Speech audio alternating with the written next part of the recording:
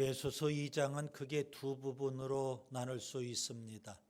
1절부터 10절까지 개인적인 구원이고 11절부터 22절까지 공동체적인 구원입니다. 우리가 죄를 회개하고 예수님을 믿으면 죄사함을 받고 의롭다함을 얻으며 영생을 얻게 됩니다. 동시에 그리스도의 몸인 교회 공동체의 지체가 됩니다. 고린도전서 12장 13절 우리가 유대인이나 헬라인이나 종이나 자유인이나 다 한 성령으로 세례를 받아 한 몸이 되었고, 예수 믿을 때 성령 세례를 통해서 그리스도의 몸인 교회의 지체가 되었다는 말씀입니다. 따라서 개인적으로 구원받은 사람이라면 반드시 교회 생활을 해야만 됩니다. 교회 생활은 우리가 선택해서 하는 게 아닙니다. 하고 싶으면 교회 생활을 하고 하기 싫으면 교회 생활을 안 하고 그럴 수 없는 겁니다. 예수 믿을 때 개인적으로 구원도 받고 그리고 또 공동체적인 구원도 받기 때문에 그렇습니다. 그래서 여러분 꼭 기억하세요. 교회 생활은 선택이 아니라 필수다. 지난 시간에 개인적인 구원에 대해서 말씀을 드렸습니다. 에베소서 2장 1절부터 10절까지 다시 한번 여러분이 마음에 새길 수 있기를 바랍니다. 예수님을 믿기 이전에 우리는 어떤 사람이었을까요? 허물과 죄로 영적으로 죽어 있었습니다. 그리고 불신앙적인 세상, 하나님을 대적하는 마귀 사탄, 그리고 타락한 본성의 종노릇하며 살았습니다. 그래서 결국 본질상 진노의 자녀였습니다. 아주 비참한 죄인이라는 말씀입니다. 그런 비참한 죄인된 우리들을 하나님은 은혜로 구원해 주십니다. 에베소서 2장 8절 너희는 그 은혜에 의하여 믿음으로 말미암아 구원을 받았으니 이것은 너희에게서 난 것이 아니요 하나님의 선물이라. 성경은 그렇게 말씀합니다. 하나님의 긍휼, 하나님의 사랑, 하나님의 자비, 하나님의 은혜 이거죠. 긍휼이 풍성하신 하나님, 큰 사랑을 베푸신 하나님, 자비를 베푸신 하나님, 은혜가 풍성한 하나님. 그 하나님은 예수님을 믿는 사람에게 은혜로 구원을 베풀어 주십니다. 여러분, 그 은혜에 의하여 믿음으로 말미암아 이 표현 때문에 사람들이 믿음을 오해합니다. 우리의 믿음은 구원을 위한 행위로 그렇게 오해하는 경우가 있습니다. 구원은 100% 전적으로 하나님의 은혜입니다. 그러면 우리의 믿음은 뭐냐 이거예요. 구원의 조건이지 우리의 믿음이 구원의 행위는 아니라는 말씀입니다. 이렇게 해서 은혜로 구원을 받았다면 이제 우리는 어떻게 해야 될까요? 선한 일에 힘써야 되는 겁니다. 왜요? 하나님이 우리를 구원해 주신 것은 새로운 피조물로 창조해 주신 것과 같기 때문에 그렇습니다. 이미 우리는 새로운 피조물이 되었습니다. 그렇기 때문에 우리는 선한 일에 힘써야 된다 이겁니다. 하나님이 우리를 구원해 주시는데 우리를 적당히 좀 청소 좀 하고 리모델링해서 쓰시는 게 아닙니다. 완전히 재건축하듯 새로운 피조물로 만들어 주셨다는 겁니다. 그래서 선한 일에 힘써야 되고요. 이 선행이라는 것은 구원의 조건이 아닙니다. 구원의 결과입니다. 내가 선행을 행해야, 선한 일을 해야 내가 구원받는다. 이것은 지극히 잘못된 생각입니다. 은혜로 구원받았고요. 새로운 피조물이기 때문에 이제 선행을 행하는 겁니다. 그래서 선행은 구원의 결과 이렇게 표현할 수가 있죠. 그런데 유대교와 바리새인들은요 그렇게 생각하지를 않습니다. 내가 율법을 행해야 할례를 받아야 구원받는다 생각을 해요. 그렇게 주장을 합니다. 여러분, 인간의 공로나 노력이나 선행, 인간의 행위로 구원받을 자가 누가 있겠어요? 아무도 없습니다. 하나님의 은혜로 구원받고, 그래서 구원받았다면 이제 선한 일에 힘쓰는 우리 모두가 될 수 있기를 바랍니다. 이것이 바로 개인적인 구원이고, 에베소서 2장 1절부터 10절에서 바울이 말씀해 준 겁니다. 오늘은 공동체적인 구원입니다. 11절부터 22절까지는 공동체적인 구원에 대한 말씀입니다. 공동체적인 구원을 한마디로 표현하면 교회를 주셨다는 거죠. 바울은 교회에 대해서 우리에게 아주 소중한 진리를 에베소서에서 말씀하고 있습니다. 먼저 에베소서 1장 22절 23절에 보면 또 만물을 그의 발 아래에 복종하게 하시고 그를 만물 위에 교회의 머리로 삼으셨느니라. 교회는 그의 몸이니 만물 안에서 만물을 충만하게 하시는 이의 충만함이니라. 그렇게 말씀합니다. 여러분, 예수 그리스도는 교회의 머리가 되십니다. 그러면 교회는요, 그리스도의 몸이 되는 것이고요, 우리 모두는요, 그리스도의 몸인 교회의 지체가 된다는 사실입니다. 여러분, 교회는 건물이나 예배당이 아닙니다. 교회는 공동체. 자, 그러면 그리스도의 몸인 교회, 무엇으로 충만해야 될까요? 늘 우리가 교회 안에서 기도하는 내용이 있어요. 교회는 무엇으로 충만해야 되느냐 이거예요. 그리스도의 몸이니까 뭘로 충만해야 될까요? 예수님으로 충만, 아멘. 말씀으로 충만, 아멘. 성령으로 충만해야 되는 겁니다. 로마서 8장을 좀 통해서 우리가 무엇으로 충만해야 될지, 물론 성령으로 충만해야 되는데요, 그 성령은 생명의 영이거든요. 그래서 생명으로 충만, 그 성령은 영광의 영이시거든요. 교회가 영광으로 충만, 아멘. 그 성령은 사랑의 영이시거든요. 사랑으로 충만해야 되는 줄 믿습니다. 우리 교회에서 자주 사용하는 용어를 좀 동원하면, 교회는 예수 정신으로 충만, 아멘. 제가 예수 정신을 늘 강조하지 않습니까? 예수 정신으로 충만, 그리고 12가지 영성을 강조하지 않습니까? 교회는 경건과 영성으로 충만, 교회는 복음으로 충만해야 되는 줄 믿습니다. 그런데 세상에 많은 교회들이 그렇게 충만해야 될 것으로 충만하면 얼마나 좋겠어요. 세속으로 충만, 죄악으로 충만, 어둠으로 충만. 그렇다면 그런 교회는 진정한 교회일 수 없습니다. 예수님 당시의 유대교의 성전을 보세요. 그 성전은 거룩한 성전이 되지를 못했어요. 강도의 소굴이 되어버렸거든요. 그래서 예수님은 탄식하십니다. 마태복음 21장 13절, 기록된 바 내 집은 기도하는 집이라 일컬음을 받으리라 하였거늘 너희는 강도의 소굴을 만드는도다. 그러면 성전 안에서 봉사하는 제사장과 레위인들은 다 강도라는 겁니다. 유대 교권자들이 다 강도떼들이었어요. 요한계시록 2장과 3장에 보면 소아시아의 7교회가 나옵니다. 에베소 교회, 첫사랑을 상실해버린 교회입니다. 버가모 교회, 발람의 교훈과 니골라당의 교훈, 이단입니다. 이단에 물들어버린 교회입니다. 두아디라 교회, 자칭 선지자인 이세벨을 용납을 해서 음행이 가득하고 우상이 가득한 그런 교회가 되고 말았어요. 사대교회, 생명을 잃어버린 죽은 교회였어요. 생명을 잃어버렸어요.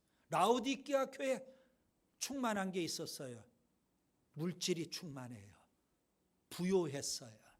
부자라고 그래요. 그런데 열심을 잃어버렸거든요. 뜨겁지도 않고 차지도 않고 미지근한 교회. 그런 교회들은 주님이 싫어하시고 주님이 심하게 책망하시는 겁니다. 오늘 에베소서 2장 11절부터 22절 공동체의 구원에 대해서 말씀하고 있는데 이 부분을 세 단락으로 나눌 수가 있습니다. 세 단락. 첫 번째 단락은 11절 12절입니다. 거기에 보면 그때에 라는 표현을 여러분이 주목하셔야 됩니다. 두 번째 단락은요 13절부터 18절까지입니다. 거기에서는 이제는 이라는 표현을 주목하셔야 됩니다. 그리고 세 번째 단락은 19절부터 22절까지입니다. 이제부터는 이라는 표현을 여러분이 주목하셔야 됩니다. 그러면 세 단락으로 쉽게 우리가 나눌 수가 있죠. 첫 번째 단락은 그때에, 그때는 언제일까요? 예수님을 믿기 이전입니다. 두 번째 단락은 이제는 예수님을 믿을 때입니다. 세 번째 단락은요, 이제부터는 예수님을 믿은 이후를 말씀하고 있는 겁니다. 이렇게 정확하게 우리가 세 단락으로 나눌 수 있고요. 저는 이 부분을 오늘과 다음 주에 두 번에 걸쳐서 말씀을 드리겠습니다. 오늘은 11절부터 18절까지 그때에 그리고 이제는 이 첫 번째 단락과 두 번째 단락을 여러분 좀 집중해서 보시면 좋겠습니다. 세 가지를 이 시간 말씀을 드립니다. 첫째, 이방인은 버림받은 사람들입니다. 본문 11절 12절을 보겠습니다. 바울은 에베소 교인들에게 예수님을 믿기 이전에 너희들이 어떠한 사람이었는지 생각하라 그렇게 말씀합니다. 여러분 본문 11절에 생각하라. 여러분 예수 믿기 이전 과거에 우리가 어떤 사람이었는지를 잘 생각해 봐야 돼요. 왜 과거를 생각해야 될까요? 지금 현재 예수 믿고 나서 우리가 어떻게 되었다는 것과 서로 대조해 보라는 겁니다. 그런 차원에서 그때에 어떠했는지를 생각해 보라는 겁니다. 한마디로 표현하면 에베소 교인들은 할례 받지 않은 이방인이었습니다. 역시 우리가 1절부터 10절에서도 예수 믿기 이전에 죄인이었죠. 그런데 아주 비참한 죄인이라고 제가 표현을 했어요. 마찬가지로 할례 받지 않은 이방인이지만 아주 비참한 이방인이었습니다. 자, 오늘 본문을 좀 잘 보시면 손으로 육체에 행한 할례를 받은 무리라 칭하는 자들, 좀 표현이 길고 어려운 듯 해요. 간단하게 표현하면 할례 받은 유대인 이렇게 표현하면 됩니다. 반면에 할례를 받지 않는 무리, 그들은 할례 받지 않은 이방인 이렇게 표현하면 선명하게 이해가 될 겁니다. 유대인들은 이방인들을 가리켜서 할례 받지 않는 이방인 이렇게 표현을 했습니다. 유대인들은 할례를 아주 귀하고 중요하게 여깁니다. 심지어 그들은 할례를 받아야 율법을 행해야 구원받는다 이렇게까지 주장할 정도이거든요. 창세기 17장에 보면 성경에 처음 할례가 등장을 해요. 아브라함의 나이 99세 때 하나님이 나타나셨어요. 그래서 하나님은 아브라함과 영원한 언약을 맺습니다. 창세기 17장 7절이죠. 내가 내 언약을 나와 너 및 내 대대 후손 사이에 세워서 영원한 언약을 삼고 너와 내 후손의 하나님이 되리라. 너와 네 후손들 대대로 내가 너희의 하나님이 되겠다. 영원한 언약을 그렇게 세우셨어요. 그리고 그 언약의 증표로 하나님은 아브라함에게 할례를 요구하시는 겁니다.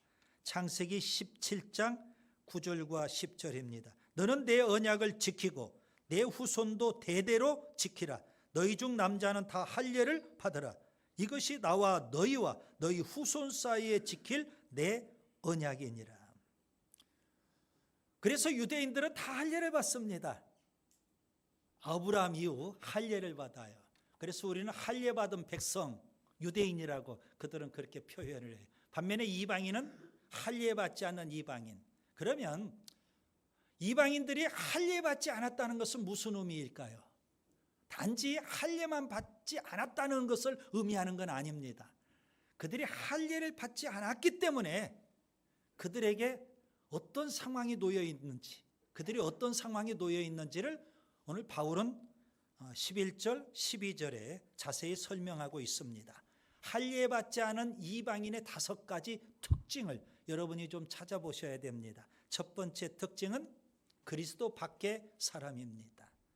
이 말은 구원이 없다, 그런 의미입니다. 그리스도 밖에 있으니까. 둘째, 이스라엘 나라 밖의 사람입니다. 이 말씀은 하나님 백성이 아니다, 그런 의미입니다. 이스라엘 백성, 하나님의 백성이거든요. 셋째, 약속의 언약들에 대하여 의인이다 말씀합니다. 이 말씀은 축복의 사람이 아니라 저주받은 사람이다, 그런 의미가 되는 겁니다. 다음에 네 번째, 세상에서 소망이 없다 고 말씀합니다. 절망적인 사람이라는 의미입니다. 다섯 번째, 하나님도 없는 사람입니다. 하나님을 몰라요. 다 무신론자예요. 그리고 하나님도 모르고 우상만 섬기고 있어요. 그래서 할례 받지 않은 이방인, 아주 비참한 죄인들인 겁니다. 여러분, 오늘 본문에 의인이라는 단어가 나오죠. 의인, 무슨 의미일까요? 소외된 사람, 버림받은 사람, 그런 의미입니다. 그래서 이방인은 유대인으로부터 소외가 됐어요. 그러니 구원도 없고 하나님 백성도 아니고 언약 축복도 없고 소망도 없고 절망뿐이에요. 또 하나, 하나님으로부터 버림받은 이방인이에요. 하나님이 없어요. 하나님도 몰라요.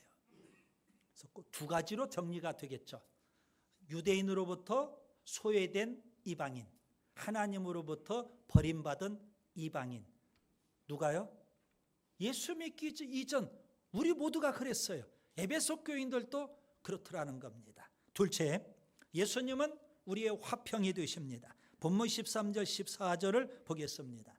본문 13절 앞에 원문에는요, 그러나라는 역접 접속사가 있습니다.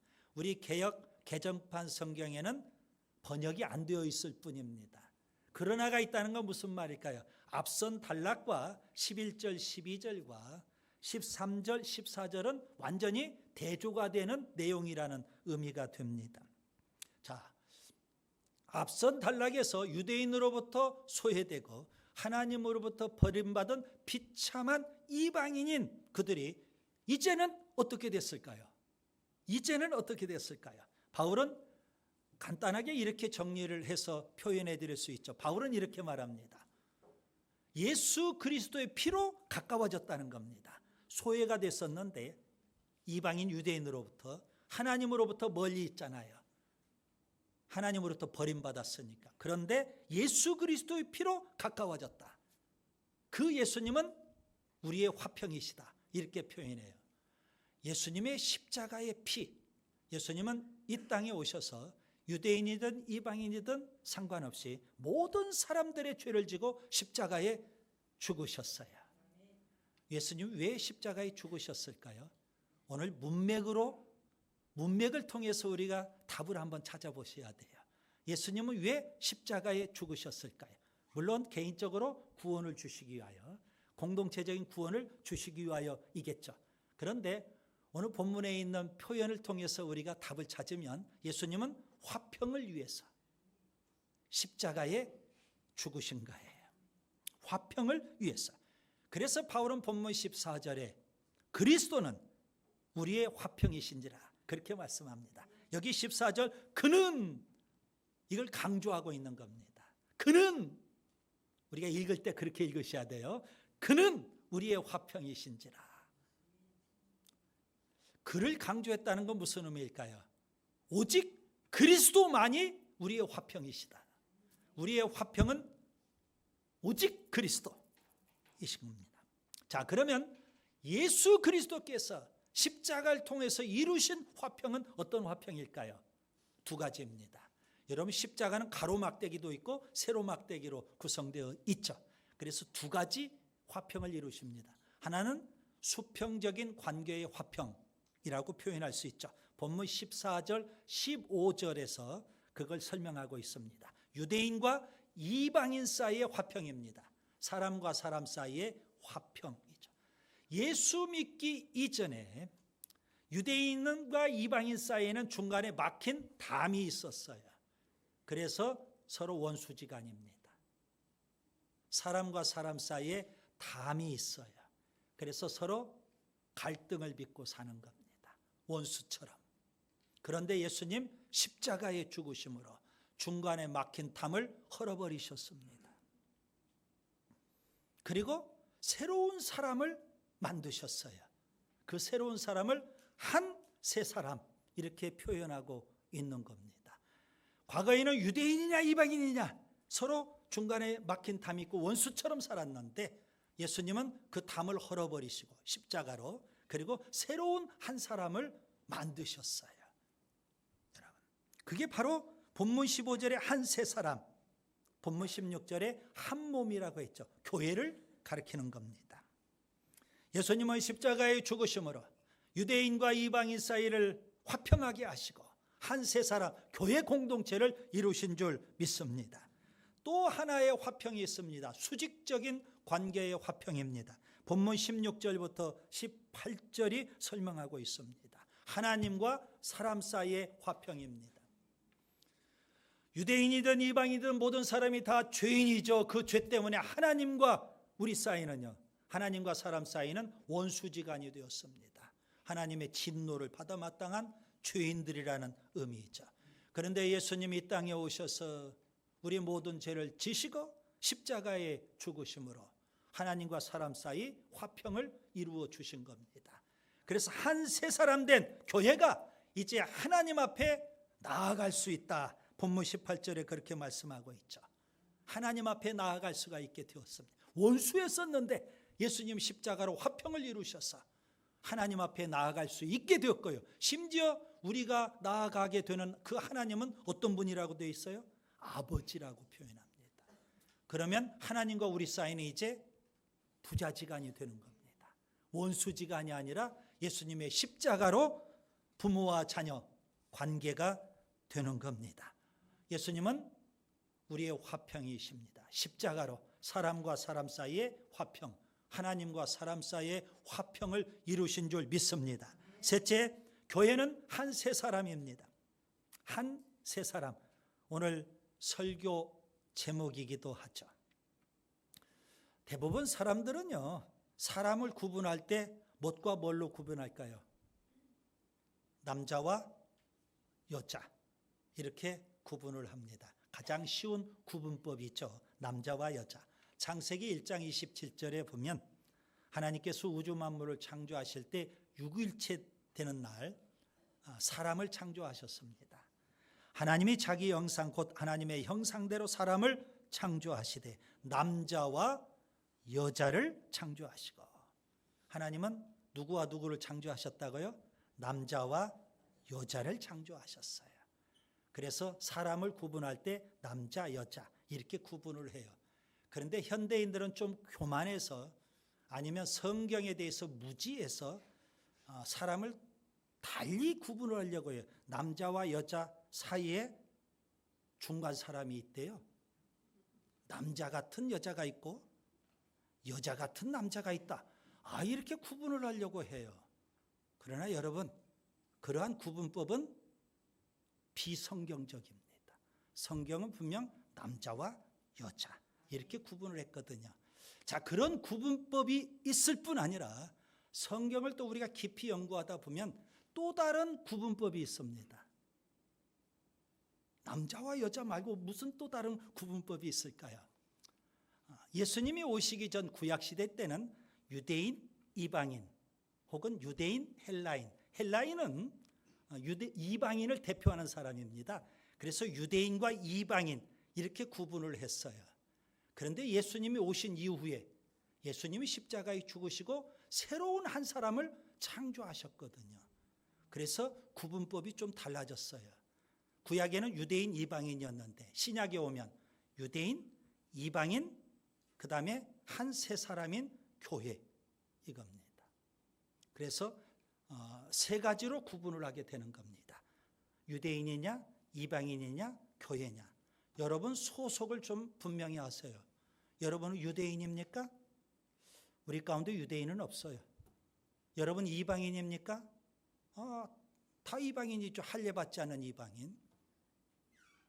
그런데 이방인으로 끝나면 그건 비극이에요. 여러분은 교회입니까? 여러분은 교회예요? 아니면 여러분 이방인이에요? 유대인이에요? 아니면 교회예요? 소속을 분명히 하시라고요. 교회인 줄 믿습니다. 네. 그리스도가 우리의 화평이 되셔서 하나님과 사람 사이의 화평, 사람과 사람 사이의 화평을 이루시고 새로운 한 사람을 창조해 주셨거든요. 그 새로운 한 사람이 교회를 의미하게 되는 겁니다. 에베소서 1장 23절을 보시면 바울은 교회를 가리켜서 그리스도의 몸이라고도 표현했고 그리스도의 충만함이라고도 표현했습니다. 자, 교회는 그리스도의 몸인데 무엇으로 충만해야 될까요? 여러분 교회가 예배당이라고 한다면 예배당이 뭘로 충만해지면 될까요? 뭐 이렇게 의자, 강대상, 뭐 악기 이런 걸로 충만해질 수 있겠죠. 또 돈, 현대교회는 돈도 많으니까 별걸로 다 충만해질 수 있을 거예요. 그러나 그리스도의 몸인 교회가 뭘로 충만해야 될까요? 이제 문맥을 통해서 여러분이 하나를 더 아셔야 됩니다. 예수님은 우리의 화평이시거든요. 예수님은 십자가의 피로 한 세 사람 교회 공동체를 이루셨거든요.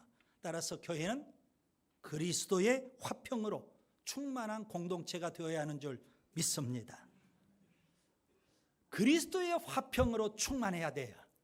자, 그렇다면 교회는 더 이상 이제 유대인이냐 이방인이냐 사람을 구별하고 차별해서는 안 되는 겁니다. 부자냐 가난한 자냐, 유식한 자냐 무식한 자냐, 기성세대냐 다음 세대냐, 이거 따지고 구별해서도 안 되고 차별해서도 안 되는 겁니다. 과거에는 남자냐 여자냐, 쌍놈이냐 양반이냐, 예배당 안에서도 그게 있었거든요. 맨 처음 복음이 들어올 때는 신분의 차별이 있으니까. 성경적으로 보면 1세기 그 시대는 노예제도가 있었잖아요. 자유인이냐 노예냐.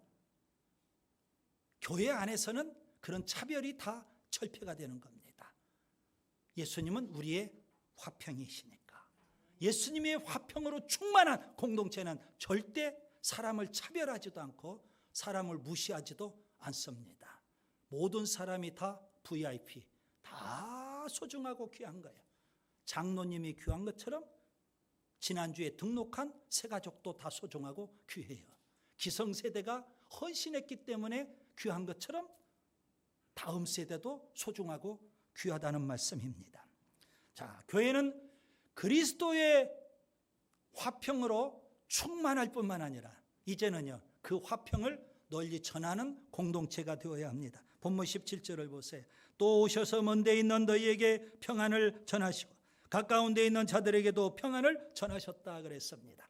화평으로 충만한 공동체, 그리고 화평을 널리 전하는 공동체가 될 수 있기를 바랍니다. 그것이 바로 교회가 새 사람, 새로운 한 사람이 되는 줄 믿습니다. 이제 말씀을 정리합니다. 바울은 에베소서 2장에서 개인적인 구원, 공동체적인 구원을 말씀하고 있어요. 개인적인 구원은 우리가 회개하고 예수님을 믿으면 죄사함을 받고 의롭다함을 얻고 영생을 얻는 것을 의미합니다. 공동체의 구원은요, 공동체적인 구원은 예수 믿을 때 그리스도의 몸인 교회의 지체가 되는 겁니다. 그래서 개인적으로 구원받은 사람은 반드시 교회 생활도 필수로 해야 되는 겁니다. 공동체의 구원에 대해서 바울은 예수 믿기 이전에 우리 상태를 이야기합니다. 할례받지 않는 비참한 이방인이었다는 겁니다. 하나님도 없고 구원도 없고 하나님 백성도 아니고 소망도 없고 절망적이고 아주 비참한 이방인이었습니다. 그런데 예수님께서 우리의 화평이 되셔서 십자가의 죽으심으로 사람과 사람 사이에 막힌 탐을 허물으셨고요. 그래서 우리를 한 새 사람 만들어 주셨고요. 하나님과 사람 사이에 죄 때문에 원수지간이었는데 십자가로 그것도 철폐해 버리시고요. 그래서 우리를 하나님의 자녀로 삼아주셨어요. 교회는 한 세 사람, 한 몸 공동체인 줄 믿습니다. 무엇으로 충만해야 될까요? 주님의 화평으로. 그래서 우리가 서로 차별하면 안 돼요. 좀 부족한 것 같아도 우리 모두는 다 뭐예요? 한 형제 자매, 그리스도의 피를 나눈 한 형제 자매. 그 화평의 공동체 온 세상에 전할 수 있기를 바랍니다.